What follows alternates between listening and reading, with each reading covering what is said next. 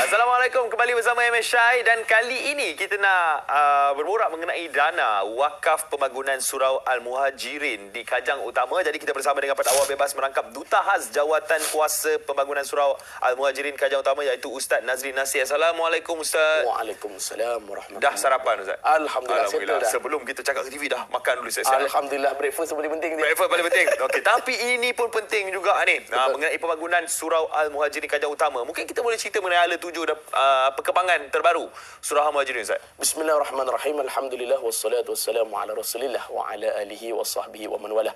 Jadi pertama Zik, kapasiti penduduk Surau Al-Muhajirin Kajang Utama sekarang Zik, alhamdulillah bertambah baik. Alhamdulillah. Proses dana pun semakin lama semakin bertambah baik.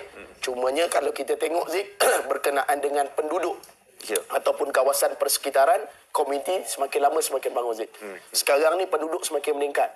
Asal surau ni Zik hanya boleh masuk 500 orang. Asalnya. Renovate lagi jadi 1000 orang. Sekarang tak boleh tampung, melimpah solat Jumaat sampai keluar. Masya-Allah. Jadi sekarang ni Zik, ustaz dan juga pengurusan Surau Al-Muhajirin Kajang Utama, kita nak upgradekan sehingga 4000 dalam satu masa, iaitu terutama solat Jumaat. Besarkanlah. Besarkan Zik dan jadikan 2 tingkat lah. Ya, daripada 1000 nak jadikan 4000. Lebih kurang 3000 hingga 4000 kapasiti yang boleh masuk dalam satu masa. Ya, jadi sudah tentunya bila kita bercakap mengenai upgrade, kan, nak renovate memerlukan dana. Jadi berapa dana yang diperlukan untuk menjayakan projek ni? Sekarang Zik, ustaz dah berbincang dengan pengurusan, memerlukan dana 10 juta Zik. 10 juta. Tetapi saat ini kita baru memperoleh 1.2 juta.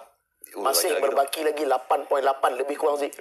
Jadi ustaz menyeru kepada penonton-penonton TV3, terutama yang sedang menonton live ustaz pada pagi yang barakah ni Zik, jom sama-sama kita infak dan wakaf Zik. Betul. Kepada orang ataupun syarikat ataupun mana-mana badan saja Zik, dia orang nak infak, dia orang nak wakaf, ada pelepasan cukai. Itu paling best Zik.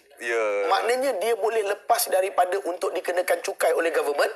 Di samping niat nawai itu dia untuk membantu agama Allah, untuk dirikan rumah-rumah. Dua faedah lah. Dua faedah.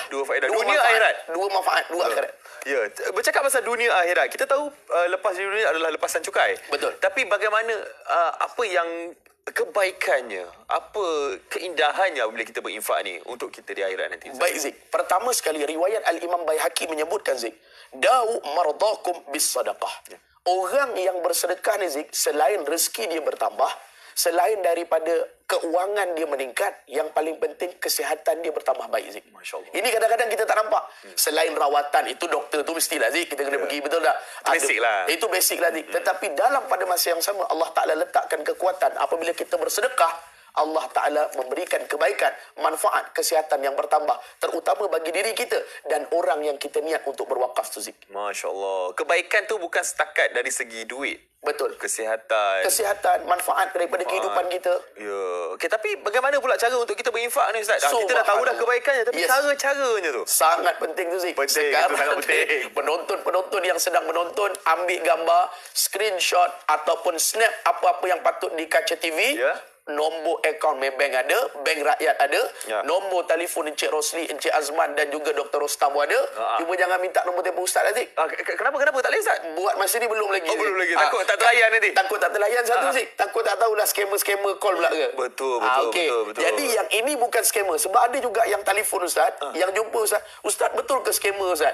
Untuk makluman semua, dah masuk TV3 semua kita tapis. Jabatan Agama Islam tengok dulu, JAIS tengok dulu, TV3 punya penerbitan pun tengok dulu. Yakin 100% ini bukanlah scammer, ini adalah infak dan wakaf yang sebenar-benar untuk bawa kepada negeri akhirat. Jadi bila dah infak ni kan, bila kita dah infak, bila kita dah mengambil bahagian, jadi bagaimana pula untuk kita yang dah ambil bahagian ni nak tengok perkembangan tu? Kita kata itu surau kita bersama. Untuk kita tengok perkembangan tu di mana Ustaz? Subhanallah, alhamdulillah. Itulah tujuan utama kita baru-baru ni Zik.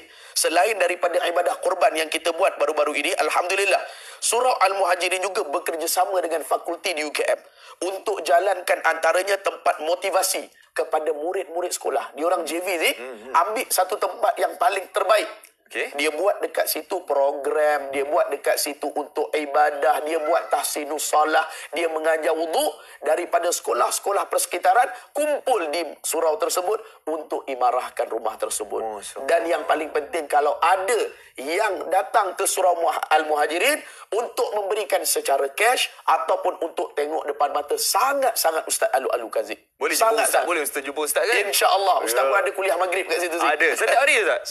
Seminggu sekali. Seminggu sekali lah. Alhamdulillah. Jadi kalau anda nak orang kata site visit lah. Site visit, yes. boleh lah Boleh. Sangat-sangat dialukan. Bukan boleh. Sangat-sangat dialukan. Jadi cadangan tempoh masa untuk pembangunan ni berapa lama Ustaz? Kalau kita tengok, kita cadang Zik, sekurang-kurangnya 5 juta mesti dapat bulan 12 ni.